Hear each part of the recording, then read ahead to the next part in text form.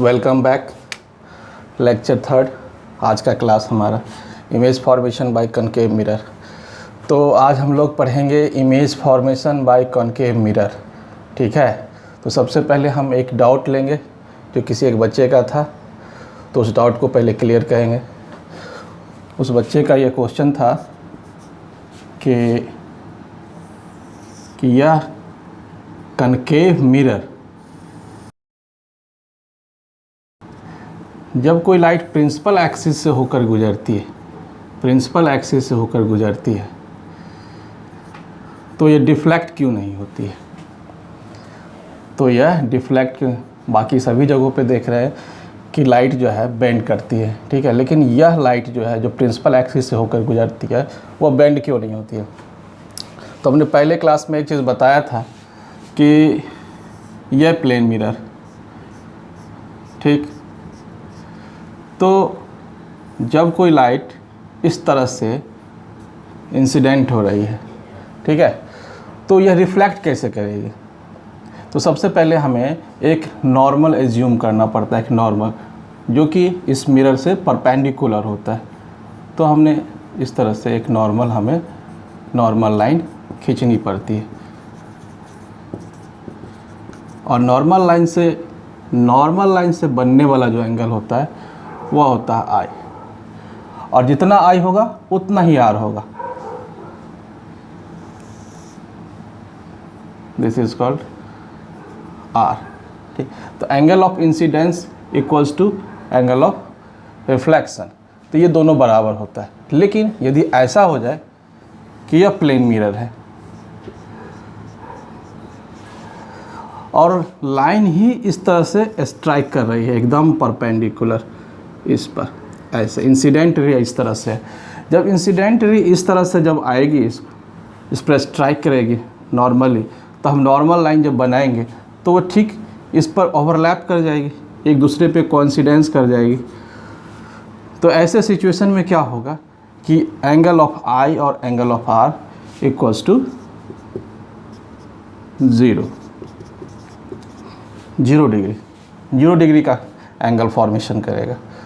तो यहाँ पे यह क्वेश्चन क्या है कि जब यह सेंटर ऑफ कर्वेचर से होकर के लाइन जाती है। इसके पहले एक चीज़ मुझे और बताना होगा कि यह ज्योमेट्री में यह कॉन्सेप्ट है कि यह सर्कल है, ठीक है, और यह सर्कल है, उसका यह सेंटर सी है, ठीक है। सेंटर सी से जब इस तरह से जब हम एक लाइन खींचते हैं, दिस इज़ कॉल्ड रेडियस, और इस पर हम एक टेंजेंट खींचते हैं, तो रेडियस और टेंजेंट एक दूसरे पर 90 डिग्री का एंगल फॉर्म करता है। तो ठीक उसी तरह से यह कॉन्सेप्ट मेरा कहता है क्या कि इसको हम थोड़ी देर के लिए हम इसको मान लेते हैं कि यह सेंटर ऑफ कर्वेचर है और यह जो है मिरर है इस तरह से। तो जब सेंटर ऑफ कर्वेचर से इस पर स्ट्राइक करेगी यहाँ पे, तो नॉर्मल जो होगा तो ठीक इसके अपोजिट होगा, ठीक है। नॉर्मल लाइन खींचेंगे तो क्या होगा, ठीक अपोजिट होगा। तो इंसिडेंट रे और नॉर्मल लाइन दोनों एक दूसरे के क्या हो जाएंगे, कोइंसिडेंस कर जाएंगे। तो I equals to R, that is 0 degree. तो यहाँ पर क्या होगा, आई या आर का मान क्या होगा, 0 होगा। तो यही कॉन्सेप्ट है यहाँ पे भी कि जब कोई लाइट सेंटर ऑफ कर्वेचर से होकर के जाती है, ठीक है, तो डेविएशन जब हम देखते हैं तो हमें नॉर्मल लाइन दिखाना पड़ेगा। तो एक नॉर्मल लाइन जब हम एज्यूम करेंगे तो नॉर्मल लाइन और ये लाइन एक दूसरे पे ओवरलैप हो जाएगा, तो यहाँ पर एंगल क्या हो जाएगा हमारा, 0 डिग्री हो जाएगा। इसलिए क्या होता है, यह रे डिफ्लेक्ट नहीं करती है। तो आज हम लोग पढ़ेंगे image formation by concave mirror कि कॉनकेव मिरर से किस तरह से हम लोग इमेज फॉर्मेशन करते हैं बच्चे। फर्स्ट है पोजीशन, फर्स्ट में लिखेंगे हम लोग position of the object. Object की पोजीशन क्या है, तो हम लोग लिखेंगे एट इन्फिनिटी, एट इन्फिनिटी। जब कोई लाइट इन्फिनिटी से होकर आए तब वहाँ पर इमेज कैसा बनेगा, चलो देखते हैं हम लोग। यह हमारा कनकेव मिरर है, ठीक है, यह, ठीक है, यह हमारा पोल है, ठीक है। तो यह कैसे होगा, सबसे पहले क्या होती है कि एक लाइट इधर से ऐसे आई और इसको यहाँ पर स्ट्राइक किया, ठीक, और दूसरी लाइट इस तरीके से यहाँ पर स्ट्राइक हुआ, ठीक है। तो यह जो होगा क्या होगा कि इस तरह से लाइट स्ट्राइक करने के बाद इस तरह से ऐसे मुड़ेगी, ठीक है, और यह भी लाइट क्या होगा इस तरह से ऐसे करके यह मुड़ेगी, ठीक है ना, इस तरह से, इस तरह से। और कहाँ पे कटा यह लाइन, इस जगह पे कटा, तो इस जगह पे जो इमेज बनेगा यही हमारा जो होगा इमेज होगा। जब कोई रे इनफाइनाइट से आती है, क्योंकि यहाँ हमने स्केच से खींचना पड़ा है, आप लोगों को खींचना होगा ये पेंसिल और कंपास से, ठीक है, इस स्केल का भी यूज़ करना होगा। ये हाथ से खींचने में थोड़ा सा ये हो सकता है, ठीक है, लेकिन आप समझने के लिए समझ लो कि यहाँ से यह पैरेलल रे जब आएगी तो इधर से ऐसे आएगी, क्रॉस करेगी, तो यहाँ पे कोइंसिडेंस करेगी, ठीक है। और इसी जगह जहाँ पे करते हैं तो यही हमारा कहलाता है फोकस, और इसी फोकस का जस्ट हम लोग डबल बनाएंगे तो वो होगा हमारा सेंटर ऑफ कर्वेचर, और पीसी से जब मेजर करेंगे तो ये हो जाएगा रेडियस ऑफ कर्वेचर। तो इनफाइनाइट से आने वाली रे कहाँ पे मिलती हैं, तो position of image, position of image में हम लोग क्या लिखेंगे, एट एफ।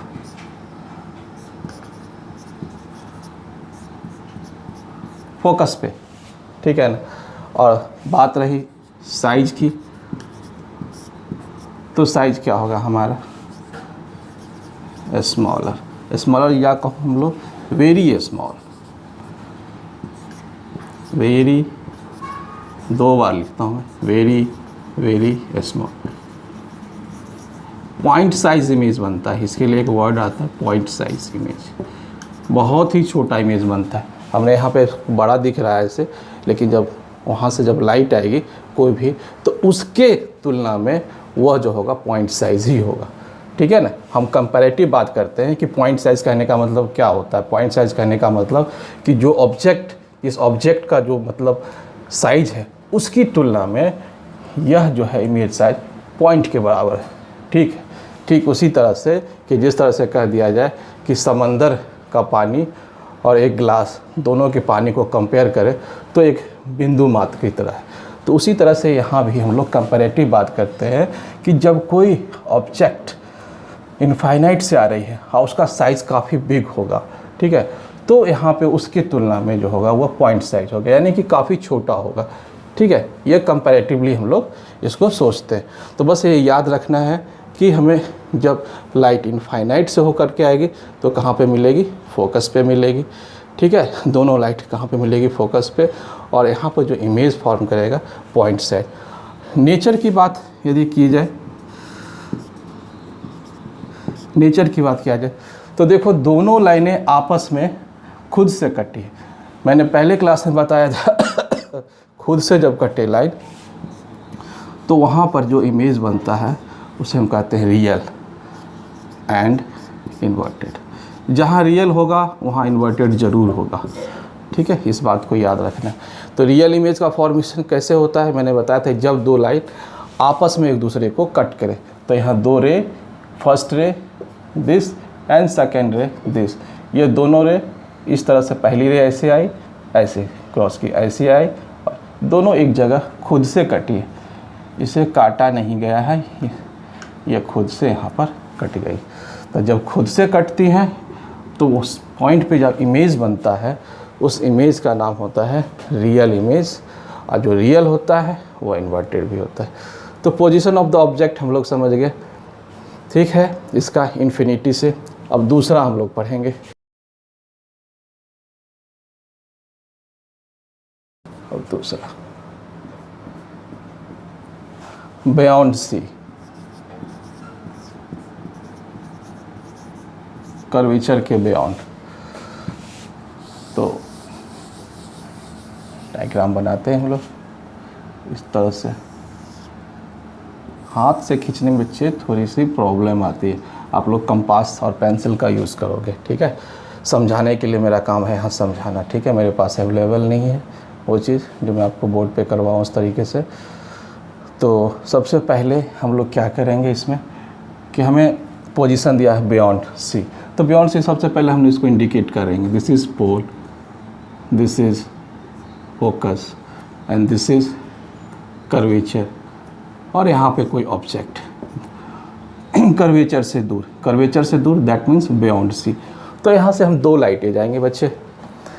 पहली लाइट जो होगी, हम दो रे कम से कम इमेज बनाने के लिए मिनिमम 2 रे चाहिए और ज़्यादा नहीं चाहिए। 2 रे से हम इमेज का फॉर्मेशन करेंगे। तो पहली रे जो आएगी कि वह आएगी ठीक इस तरह से आएगी, जो कि वह प्रिंसिपल एक्सिस के पैरेलल होगी, ठीक है। प्रिंसिपल एक्सिस के पैरेलल होगी फर्स्ट रे, और दूसरी रे को हम लोग कर्वेचर से गुजारेंगे, ठीक है। तो फर्स्ट रे हो गया और ये हो गया सेकेंड, ठीक है। इस तरह से एग्ज़ाम में क्वेश्चन इतना ही मात्र आ जाए कि इस तरह का है, एक रे यहाँ से ऐसे चली है ऐसे, और दूसरी रे कर्वेचर से होकर के गई। आप इसको कंप्लीट करो, मैंने आधा इसको लिख दिया, आधा आपको कंप्लीट करना है। तो आपको याद क्या रखना है कि जब कोई रे इस प्रिंसिपल एक्सिस के पैरेलल होती है तो वो फोकस से होकर के जाती है, ठीक है। तो कहाँ से जाएगी, यहाँ से होकर जाएगी, फोकस से होकर के जाएगी। और जब यह सेंटर ऑफ कर्वेचर से जब लाइट जब जाती है तो उसी पाथ पे वापस लौट आती है। हमने शुरू में ही यही पहले बताया था कि सेंटर ऑफ कर्वेचर से आने वाली लाइट सेंटर ऑफ कर्वेचर से ही वापस चली जाती है, ठीक है। तो इस तरह से, तो यहाँ पर जो इमेज का फॉर्मेशन होगा तो यह बिटवीन सी और एफ के बीच में होगा। और एक चीज़ मैं आपको यहाँ बता दूँ कि यदि आपको यह बताया जाए, यदि आपसे यह पूछा जाए कि यह जो इंसिडेंट रे जो इस पे आई है, इस पे टकराई है, तो इसे आपसे पूछेगा कि आई और आर, ठीक है, आप इसके बारे में बताओ कि आई और आर किधर है इसका। तो बस आई और आर के लिए बस आपको क्या करना होगा, यहाँ से आपको एक नॉर्मल लाइन खींचनी होगी। तो नॉर्मल लाइन कहाँ से जाएगा, वह यही होगा सेंटर ऑफ कर्वेचर से, यह लाइन, दिस इज कॉल्ड। और यह वाला जो एंगल होगा इससे जो बनाएगा इसको हम लोग बोलेंगे आई, और इससे जो बनेगा वो होगा आर, ठीक है। This is I and this is R. और इसके केस में यदि पूछेगा आई आर, तो आई और आर क्या होगा, 0 डिग्री, ठीक है। तो हम लोग मेज़र कर सकते हैं कि आई कितनी होगी और आर कितनी होगी, ठीक है, कंपास से, ठीक है। तो ये चीज़ हम लोग इसमें हम लोगों ने देखा कि कोई रे बियॉन्ड सी से जब आती है तो टकराने के बाद फोकस से होकर के जाएगी, और दूसरी रे कर्वेचर से जाएगी तो वापस रिवर्स हो जाएगी। और ये कहाँ मिली है, बिटवीन सी और एफ के बीच में। तो पोजीशन ऑफ द इमेज क्या हो जाएगा, बिटवीन सी एंड एफ। और साइज़ देखो बच्चे, इसके कंपैरेटिव क्या, ये छोटा है तो स्मॉलर। और फिर नेचर की जहाँ मैं बात करूँ, 2 रे आपस में खुद से कट हुई है। जब खुद से कट हो तो मैंने बताया था रियल, जो रियल होगा तो इन्वर्टेड भी होगा, ठीक है। समझ में आ गई बात को। अब थर्ड में क्या है, हम ऑब्जेक्ट को कर्वेचर पे रखेंगे, ठीक है। At C, position of the object at सी,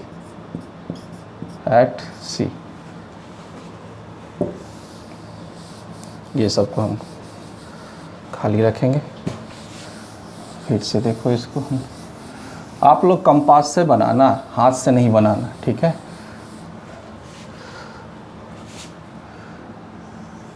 यह देखो इस तरह से ये है, यह है हमारा पोल और यह है हमारा एफ, और इसके जस्ट डबल पोजीशन पे क्या है, सी, यहाँ पे लिख देते हैं सी। ठीक है, इसी जगह पे ऑब्जेक्ट को रखा गया है। ठीक है बच्चे, इसी जगह पे ऑब्जेक्ट को रखा गया। तो यहाँ पर इमेज कैसे बनेगी? ठीक है, तो इसके लिए बनाने के लिए हम लोग क्या करेंगे कि एग्जैक्ट यहीं पे इसका इमेज जो है ना, यहीं पे बनता है, इसी जगह पे, सेम साइज का, सेम साइज का। यदि ये 5 सेंटीमीटर का होगा तो यह भी 5 सेंटीमीटर का होगा। लेकिन जब हम इसको इस पर स्ट्राइक करेंगे, देखो होगा क्या कि सबसे पहले एक रे ऐसी आएगी, इस पर स्ट्राइक करेगी, और दूसरी रे फोकस से होकर के जाएगी ऐसे। तो क्या होगा कि आप लोग देख रहे हो कि यह रे ऐसे जाएगी और स्ट्राइक होने के बाद यह फोकस से ऐसे होकर के जाएगी, और दूसरी रे ऐसे है तो इसके क्या हो जाएगी, पैरेलल हो जाएगी। पर क्या होगा कि थोड़ी सी गलती होगी हमें बनाने में, क्या हो कि ये यहाँ पे बनेगा नहीं, क्योंकि हम हाथ से खींच रहे हैं। देखो कैसे गलती हो जाती है बच्चों से, सभी से होती है गलती। देखो इसमें कैसे कि चूँकि जब हाथ से खींचने में क्या होगा, हमें यहाँ पे फॉर्मेशन करना होगा, तो एग्जैक्ट यहाँ पे फॉर्मेशन करना थोड़ा मुश्किल होगा, क्योंकि हाथ से खींचे हुए में थोड़ी सी दिक्कत आएगी हमें। ठीक है, देखो कैसी दिक्कत आती है, आप लोगों को भी ये प्रॉब्लम का सामना करना पड़ेगा। मैं इसीलिए आपको ये बता रहा हूँ कि हाथ से खींचने में क्या दिक्कत आती है। ऐसे यह तो क्लियर है आपका रे डायग्राम कि ऐसे जाने के बाद है। और दूसरा यह पैरेलल देती, इसकी ठीक पैरेलल। अब हाथ से क्या इसके पैरेलल आप खींच पाओगे, इसके पैरेलल यह लाइन हाथ से खींच पाओगे? थोड़ी थोड़ी गलती हो जाएगी, थोड़ा सा भी टेढ़ा हो जाएगा तो कहीं दूसरी जगह जाकर मिल जाएगा। जैसे देखो हम खींचने की कोशिश कर रहे हैं, देखो ये कहाँ मिला, इस जगह पे। इसको फिगर को देखते ही टीचर आपका गलत कर देंगे, इसे काट देंगे। तो फिर इसका क्या उपाय किया जाए कि कैसे इसको सॉल्व किया जाए यदि हाथ से ही बनाना? तो इसके लिए हम लोग एक ट्रिक का यूज़ करेंगे। वह ट्रिक क्या है मैं आपको बताता हूँ। देखो कैसे बनाएंगे इसको। उसके लिए ट्रिक का क्या यूज़ है कि सबसे पहले हम ये बना देंगे, कुछ नहीं लिखेंगे, सबसे पहले हम यह ऑब्जेक्ट यहाँ बना देंगे, और हमें पता है कि सेम साइज़ का बनता है तो बना देंगे। ठीक है, और यहाँ से इस तरह से ऐसे जाएगी, और इसको हम क्या करेंगे, ऐसे मिला देंगे, और इसको क्या करेंगे, और इसको ऐसे करके हम लोग मिला देंगे। देखो अब मिला देने के बाद, ठीक है, तब यहाँ पर लिखेंगे हम F, और तब यहाँ पे लिखेंगे C। देखो खुद ब खुद बन गया है ना, इस तरह से। ये ट्रिक, काम की ट्रिक। तो इस तरह से यदि आपको हाथ से बनाना होगा तो इस तरह से हम लोग ट्रिक का यूज़ करेंगे। पहले ही इमेज का फॉर्मेशन कर लेंगे, और फिर क्या करेंगे, लाइन को हम लोग डायगोनली मिला देंगे, और ये हमारा पे बन जाएगा इमेज। तो चलो, तो सबसे पहले एट सी, तो इसका पोजीशन क्या होगा, एट सी, कर्वेचर पर ही होगा। साइज जो होगा, same size of the object, same size of the object. यदि आप 5 फीट लंबी हैं तो आप यहाँ पे खड़ी हो जाना, ठीक है, तो आपका इमेज यहाँ पे 5 फीट ही बनेगा। तो ऐसा स्थिति आए तो समझ जाओ कि आप कहाँ पे हो, कनकेव मिरर के कर्वेचर पे आप खड़ी हैं। यदि आपसे पूछे कि एक लड़की जो है 5 फीट की है और उसका इमेज 5 फीट का ही बन रहा है, तो बताओ वो किस जगह पे खड़ी है, फोकस पे, सी पे, एफ और सी के बीच पे, बियॉन्ड सी, कहाँ पे खड़ी है? तो आपका जवाब क्या होगा, एट सी, क्योंकि हमें पता है कि सी पे कोई ऑब्जेक्ट को रखने पे सी पर ही बनता है, सेम साइज का बनता है। क्लियर है? ठीक है। तो नेचर इसमें क्या होगा, तो नेचर में फिर जस्ट वही बात, 2 लाइन आपस में खुद से कटी है, तो रियल एंड इन्वर्टेड। सी, अब हम ऑब्जेक्ट को कहाँ रखेंगे बच्चे, सी और एफ के बीच में।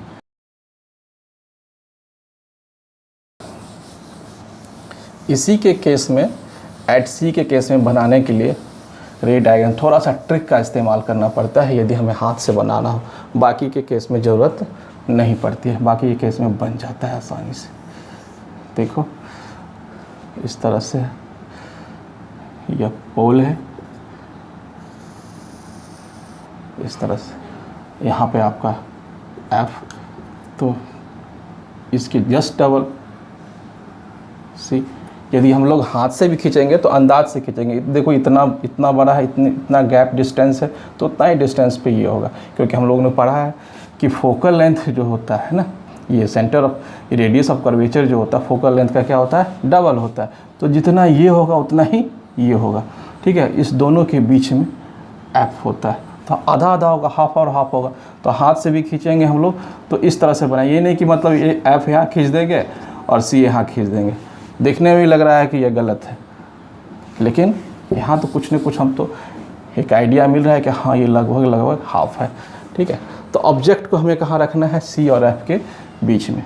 तो सी और एफ के बीच में हम लोग क्या करेंगे, रख देंगे ऑब्जेक्ट को। देखो हमने सी और एफ के बीच में ऑब्जेक्ट को रख दिया। अब इसमें हम लोग क्या करेंगे कि सबसे पहले हमने आपको बताया कि हम एक पैरेलल रे चलेगी, फर्स्ट पहली पैरेलल रे चलेगी, दूसरा जो होगा वो कर्वेचर से होकर के जाएगी, ठीक है। तो यह देखो ये ऐसे जाएगी, ऐसे देखो, जब इसको कर्वेचर से होकर के जाएगी, इसको स्ट्राइक करने के बाद फिर वापस ऐसे ही लौट आएगी। तो यानी लौट आएगी तो इस तरह से ऐसे ऐसे ऐसे ऐसे ऐसे ऐसे इधर चली आएगी। मैं इसको मिला देता हूँ, ठीक है, इस तरह से। तो यह रे ऐसे जाएगी, उसके बाद कहाँ जाएगी, ये फोकस से होकर के जाएगी, ये ऐसे होकर के ऐसे फोकस से होकर के जाएगी। तो हम इसको इस तरह से ऐसे करके, देखो ये किस जगह पे कटा, इस जगह, ऐसे। इस तरह से हाथ से भी हम लोग इसको चाहे मोर और लेस बनाया जा सकता है, ठीक। तो देखो कि पोजीशन सी और एफ के बीच में है, तो ऑब्जेक्ट का फॉर्मेशन कहाँ हो रहा है, सी से बियॉन्ड बन रहा है। तो क्या लिखेंगे हम लोग,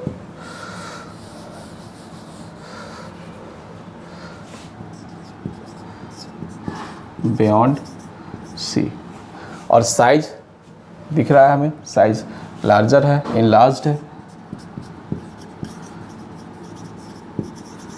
और नेचर क्या है, तो नेचर में हम लोग क्या लिखेंगे, रियल एंड इन्वर्टेड।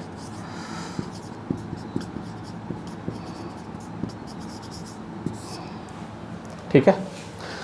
उसके बाद हमने इसको यहाँ पे रखा सी और अब अगला पोजीशन जो होगा एफ पे होगा। अब हम ऑब्जेक्ट को एफ पे रखेंगे।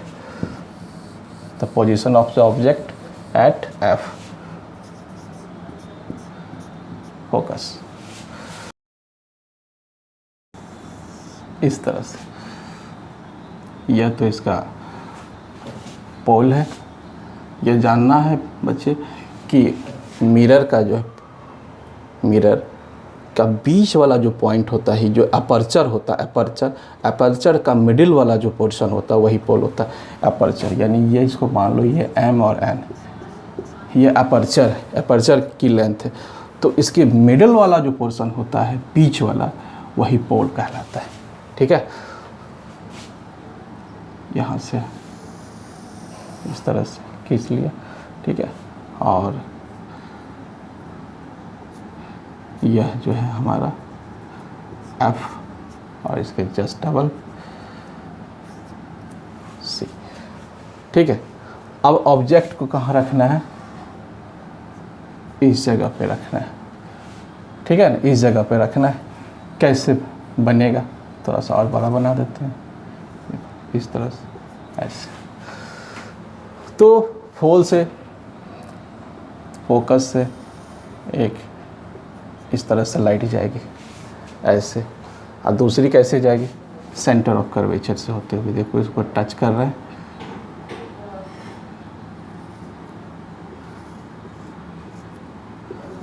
ये ऐसे जाएगी। ऐसे जाने के बाद फिर ये स्ट्राइक होगी और फिर वापस ऐसे आ जाएगी, इस तरह चली जाएगी। हमने पढ़ा था कि सेंटर ऑफ कर्वेचर से जो लाइट निकलती है वो फिर वापस इसी तरह से यह लौट आती है। तो ये फोक यहाँ से गया, तो फिर अब ये लाइट कहाँ से जाएगी, फोकस से जाएगी। क्यों?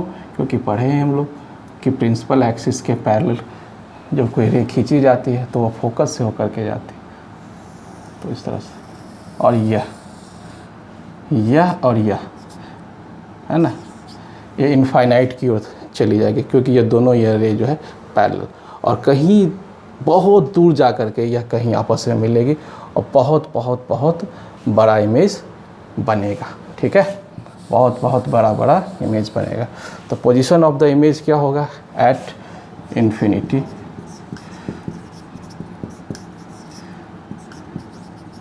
Very very big, very very enlarged.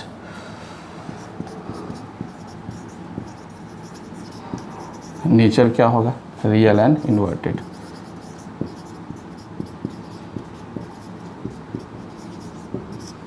इसके पहले हम लोगों ने क्या पढ़ा था कि जब कोई इनफाइनाइट से रे आती है तो फोकस पे मिलती है, और जब फोकस पे जब कोई ऑब्जेक्ट को रखा जाता है तो इनफाइनाइट पे मिलती है। यानी ठीक उल्टा, यदि हमें एक यदि याद होगा तो उसका हम दूसरा उल्टा कर लेंगे। हमने इसके पहले पढ़ा था कि जब कोई रे इनफाइनाइट से आ रही थी तो फोकस पे मिल रही थी, और जब किसी को हमने फोकस पे रख दिया तो इनफाइनाइट पे चले गए। वाइस वर्सा, एक दूसरे का उल्टा है। यदि हमें एक याद होगा तो दूसरा खुद ब खुद याद हो जाएगा। ठीक है, तो पोजीशन ऑफ द इमेज क्या होगा हमारा, at infinity, size very very enlarge, nature real and inverted. Clear है। अब अगला हम लोग पढ़ेंगे कि ऑब्जेक्ट को कहाँ रखना होगा, एफ और पी के बीच में।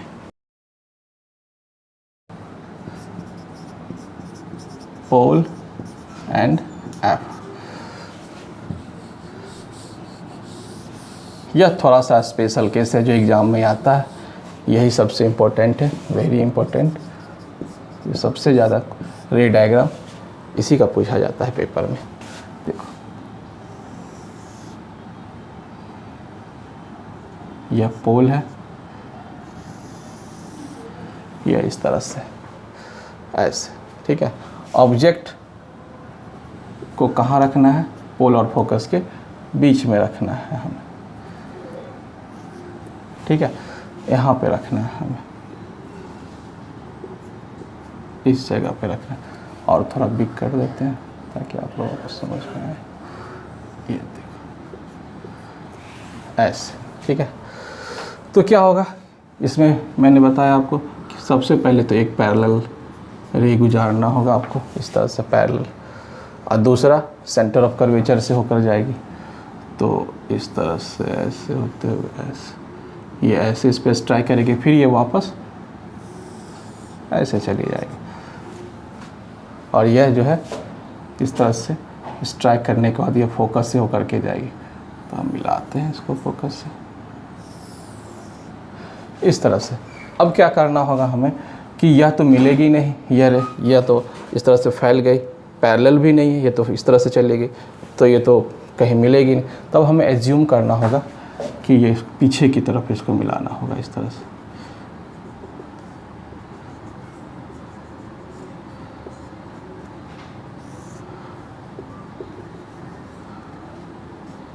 देखो इस तरह से ऐसे इमेज फॉर्मेशन करेगा। तो इसी के केस में थोड़ा सा यह मिरर के अपोजिट बनता है। तो पोजीशन ऑफ द इमेज क्या लिखेंगे, opposite of the mirror, opposite of the mirror, mirror के अपोजिट। साइज इनलार्ज्ड, और नेचर, इसमें क्या होगा नेचर, यहाँ दोनों लाइन आपस में मिली नहीं है, इसे मिलाया गया है, एज्यूम किया गया है कि कहीं मिल रही है। तो मैंने बताया था जब दो लाइन को एज्यूम किया जाए कहीं पे मिल रही है, मीट हो रही हैं, ये खुद से नहीं कट रही हैं, इसे मैंने मिलाया है। ठीक है, ज़बरदस्ती मिलाया है कि यहाँ पे इस तरह से ऐसे ऐसे डॉट मिलाया है हमने इसको, ये मिल नहीं रही थी लाइन। तो जब हम उसको खुद से हमें मिलाना पड़े, या हमको इमेजिन करना पड़े, कल्पना करना पड़े कि यह आगे जा कर के यहाँ पर मिल रही है, तो उसी का नाम होता है, हम लोग बोलते हैं वर्चुअल। हाँ, जब वर्चुअल होगा तो इरेक्ट होगा, वर्चुअल एंड इरेक्ट, सीधा बनेगा इमेज। ठीक है, तो ये हमारा रे डायग्राम कंप्लीट हो गया। हाँ, एक चीज़ मैं आपको बताऊँ कुछ लोग जो है इस रे डायग्राम को ऐसे भी खींचते हैं बच्चे, आप कंफ्यूज नहीं करना। ठीक है ना, कुछ बुक्स में इस तरह से भी रहता है। हमें बस कुछ नहीं करना है, हमें तो बस दो रे चाहिए, दो रे से इमेज बनाना है हमें। ठीक है, मैं बताता हूँ किस तरह से रहता है। इस तरह से इस तरह से ये ऑब्जेक्ट को हमने पहले हमने लिख देता हूँ, ये पोल है और ये फोकस है और ये सी। यहाँ पे इस तरह से ऐसे इस ढंग से ऐसे किया गया है, बनाया गया। तो यहाँ से इस तरह से रे को ऐसे भी गुजारते हैं ऐसे करके, ठीक है। तो इससे ये एंगल बनता है, तो क्या होता है आई, और जितना ये आई बनेगा उतना ही क्या होगा हमारा आर होगा, ठीक है। तो इधर ऐसे होकर के ऐसे करके गुजारा जाता है, ठीक है ना। और दूसरा लाइट जो है इस तरह से ऐसे होकर के जाएगा, इस तरह से ऐसे ऐसे, और ये कहाँ से जाएगा फोकस से होकर के ऐसे जाएगा। फिर हम इसको क्या करेंगे पीछे की तरफ ऐसे करके इसको मिलाएंगे और यहाँ पे मिलाएंगे, डॉटेड डॉटेड लाइन से दिखाना होगा, इमेजिनरी लाइन। तो ये भी हमारा रे डायग्राम, यह भी सही है, यह गलत नहीं है, ठीक है। बस इसमें भी हमें वही चीज़ करना है, तो बस 2 रे लेना है, ठीक है। लेकिन हमने फॉलो उसी को किया, उस मेथड को जो आपको बॉक्स में है, ठीक है। बनाने का किसी भी तरीके से हम लोग रे डायग्राम को खींच सकते हैं, सिर्फ 2 रे लेना है, 2 रे को मिलाना है, और जहाँ रे कटेंगे वहीं पे इमेज का फॉर्मेशन होगा। तो यह भी रे डायग्राम जो है इसका सही है, गलत नहीं। तो ये क्लियर हो गया। और एक इसमें मैं एक ट्रिक याद करा देता हूँ आप लोगों को, कैसे याद कैसे रखेंगे।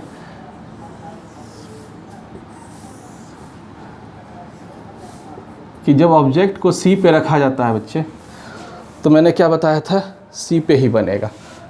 कहाँ पे बनेगा, सी पे ही बनेगा, ठीक। तो अभी आपको याद रखना है कि यदि आपसे पूछा जाए कि साइज की बात यदि पूछा जाए, साइज की बड़ा बनेगा या छोटा बनेगा, तो जब सी पे रखा जाए तो सेम साइज। अब सी से पी के बीच में ऑब्जेक्ट को कहीं भी रख दो, सी से पी के बीच में कहीं भी, आपको बड़ा ही इमेज बनना है। यदि इमेज की बात यदि पूछी जाए कि इमेज कैसा बनेगा, बिगर या लार्जर, तो सी से पी के बीच में, ठीक है, सी और पी के बीच में, सी एंड पी के बीच में ऑब्जेक्ट को कहीं भी रखो तो लार्जर साइज ही इमेज बनेगा। ये ट्रिक याद रखना। और सी से बियॉन्ड रखने पे, दूर रखने पे, बियॉन्ड सी कहीं भी रख दो, स्मॉलर साइज इमेज ही बनेगा।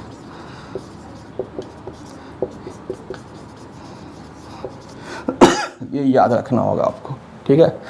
तो ये कंप्लीट हो गया हम लोगों का। अब नेक्स्ट हम लोग पढ़ेंगे रिफ्लेक्शन ऑफ लाइट और image formation by convex mirror, ठीक है। तो आप लोग यहाँ तक इसको रेडी कीजिए। और सबसे मज़ेदार बात है कि हम लोग जब न्यूमेरिकल्स को सॉल्व करेंगे तब इन सब चीज़ों का एप्लीकेशन हम लोग करेंगे, तब तक आप इसको अच्छे से याद कर लो, ठीक है।